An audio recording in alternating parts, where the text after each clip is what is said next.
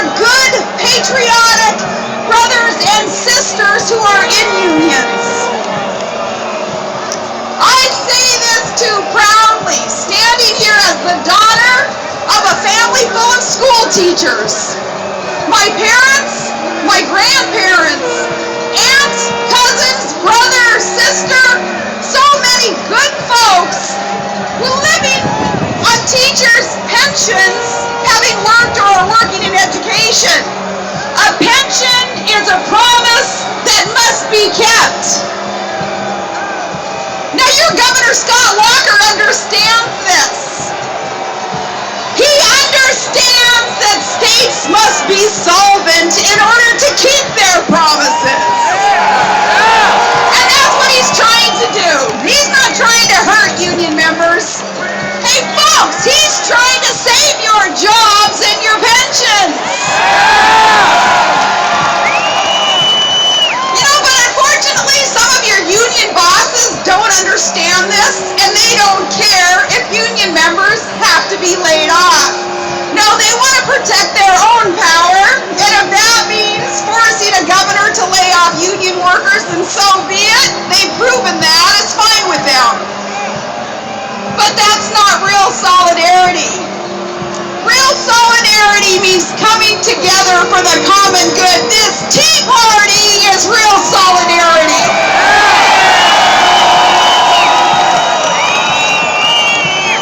Well, I'm in Madison today because this is where real courage and real integrity can be found. Courage is your governor and your legislators standing strong in the face of death threats and thug tactics. Courage is you all standing there with them. You saw the forces aligned against fiscal reform. You saw the obstruction and the destruction. You saw these violent rent-a-mobs trash your capital and vandalize business. Madison, you held your ground. Your governor did the right thing. And you won. Your beautiful state won. And you know what? People still have their jobs because of it. That's courage and that's integrity. And you know, that's something that's sorely missing in the Beltway today. Because let me tell you what isn't courageous.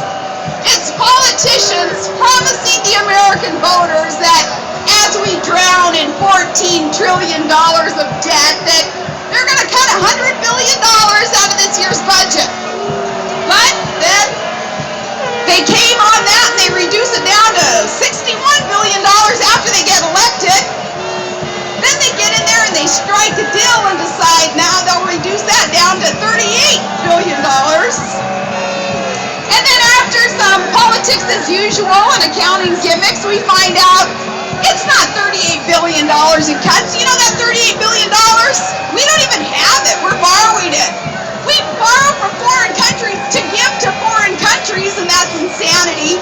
We find out it's not even $38 billion. It's less than $1 billion in real cuts.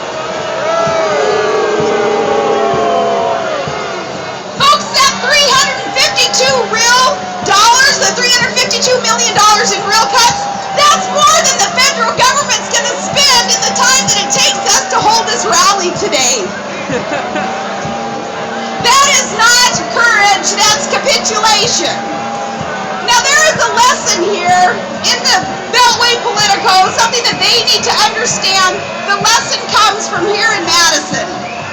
So, our lesson is to the GOP establishment first. And yeah, I'll take on the GOP establishment. What more can they say about us, you know? So to the GOP establishment, if you stand on the platform, if you stand by your pledges, we will stand with you. We will fight with you, GOP. We have your back. Together we will win, because America will win. We didn't elect you just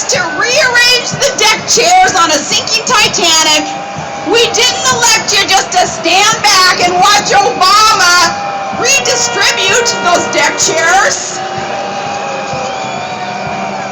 What we need is for you to stand up, GOP, and fight. Maybe I should ask some of the Badger women's hockey team, those champions, maybe I should ask them if we should be suggesting to GOP leaders they need to learn how to fight like a girl.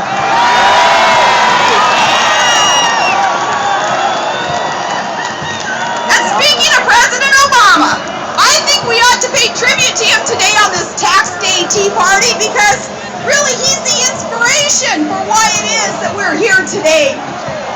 That's right, the Tea Party movement wouldn't exist without Barack Obama. You see, candidate Obama didn't have a record while he was in office, but President Obama certainly has a record, and that's why we're here. And hey, media, it's not inciting violence, and it's not hateful rhetoric to call someone out on their record, so that's what we're going to do. We're going to do it to be clear. That's right, we're here, we're clear, get used to it. Candidate Obama promised that he would be fiscally responsible. He promised to cut the deficit in half, but President Obama tripled it. Candidate Obama promised that fiscal responsibility, but President Obama flushed $1 trillion down the drain on a useless stimulus package, and then he bragged about the jobs he created in congressional districts that don't even exist. That's right, on this White House, you lie. The only thing that $1 trillion travesty stimulated was a debt crisis and a Tea Party. Now the left's irresponsible and radical policies awakened to sleeping America that we understood finally what it was that we were about to lose. We were about to lose the blessings of liberty and prosperity. They caused the working men and women of this country to get up off their sofas, to come down from the deer stand, get out of the duck blind and hit the streets, come to the town halls, and finally the ballot box. And Tea Party Americans won an electoral victory of historic proportions last November.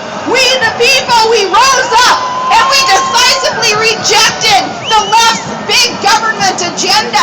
We don't want it, we can't afford it, and we are unwilling to pay for it.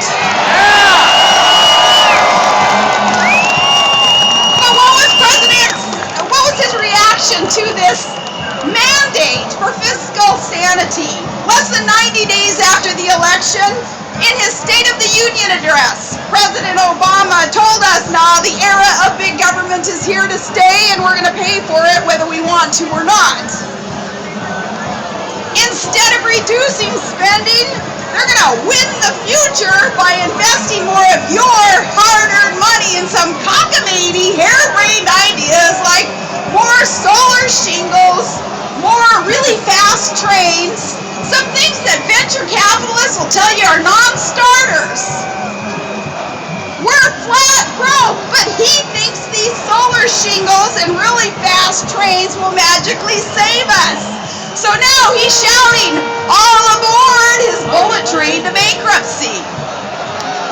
Win the future? WTF is about right. And when Wisconsin's own Paul Ryan presented a plan for fiscal reform,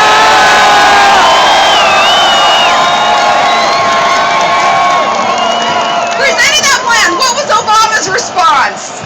He demonized the voices of responsibility with class warfare and with fear-mongering. And I say personally to our president, hey, parent to parent, Barack Obama, for shame, for you to suggest that the heart of the common-sense conservative movement would do anything to harm our esteemed elders, to harm our children with Down syndrome, to harm those who are most in need. No, see, in our book, you prioritize appropriately in those who need the help will get the help.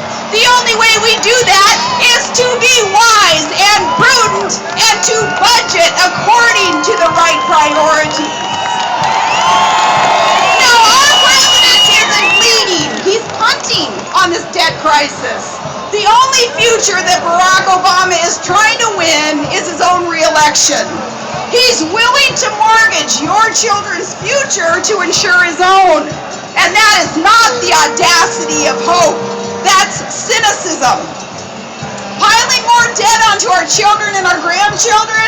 It's not courage. No, that's cowardice.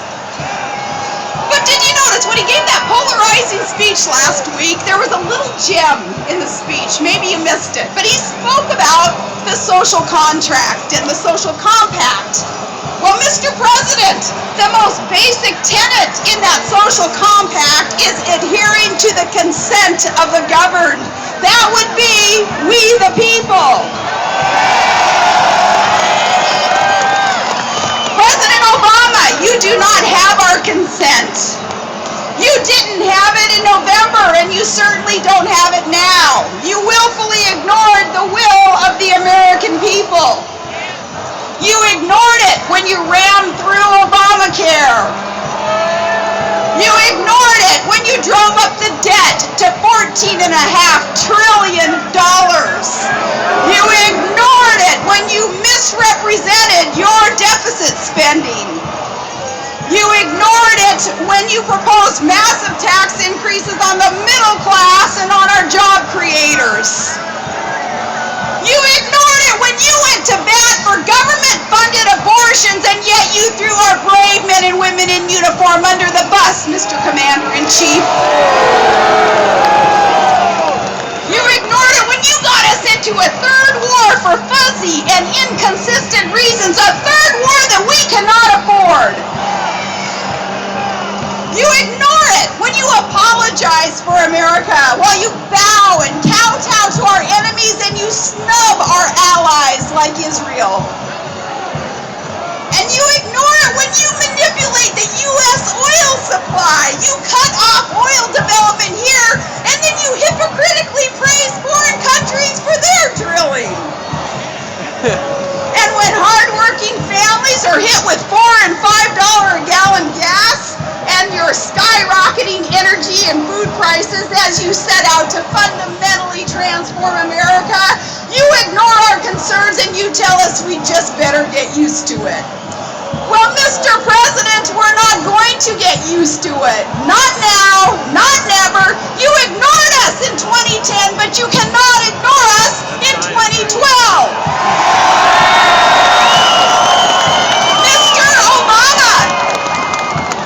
President, you and your cohorts threw all the hatred and all the violence that you could at these good folks here in Madison, Wisconsin, but you lost here. And Madison, you defended that 2010 electoral mandate. You are heroes. You are patriots. And when the history of this Tea Party movement is written, what you accomplished here will not be forgotten. Your historic stand brought down the curtain on the last election, and the 2012 election begins here. We will take the courage and the integrity that you showed all of America. We will take it and we will win back our country. God has shed his grace on thee, America. We will not squander what we have. We will fight for America. And it starts here in Madison.